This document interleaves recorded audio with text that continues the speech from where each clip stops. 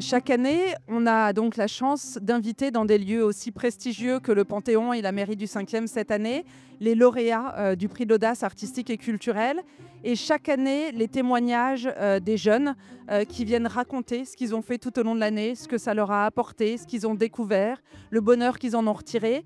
C'est une émotion incroyable de les voir sur scène nous parler de l'éducation culturelle et artistique. Tous, nous voulons faire en sorte que tous les jeunes de France, quelle que soit leur qualité, quelle que soit leur origine, puissent avoir accès à des pratiques artistiques et culturelles. Ce prix incarne un partenariat exemplaire entre l'institution scolaire, le ministère de la Culture, la société civile, les artistes, les collectivités. Bravo à toutes et à tous pour l'audace dont vous avez fait preuve dans vos projets éducatifs.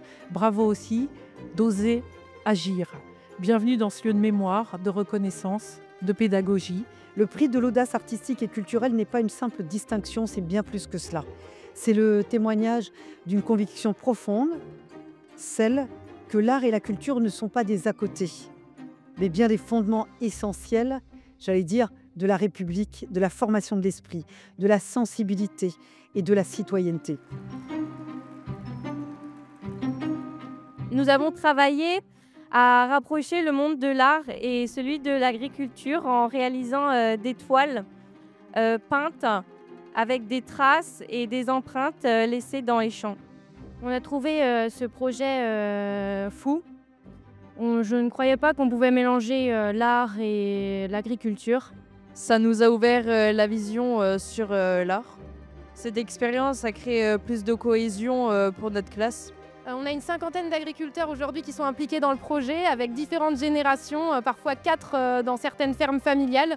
On a 350 élèves qui participent au projet, dont les jeunes agriculteurs de la MFR qui sont là aujourd'hui et qui sont extrêmement impliqués dans le projet parce qu'ils sont agriculteurs en fait et qu'ils sont passionnés par leur métier. Et les jeunes ont gagné en assurance, ont gagné aussi en ouverture d'esprit.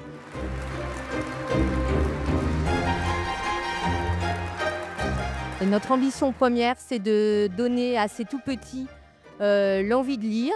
On essaye d'ouvrir au maximum tous les champs de la lecture. Je pense que c'est très important d'associer les parents pour qu'il y ait un relais qui se fasse avec les parents et pour montrer évidemment également aux parents l'importance de la lecture dès les tout-petits.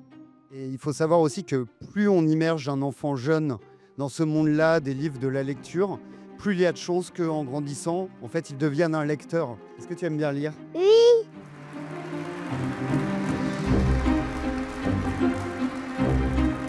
On a travaillé sur un projet qui s'appelle Les yeux du dedans, une succession d'actions qui ont permis des élèves qui voient avec les yeux du dehors et d'autres élèves qui sont en situation de handicap visuel et qui, eux, voient plutôt avec les yeux du dedans, de travailler ensemble à l'audio-description d'une séquence d'un spectacle.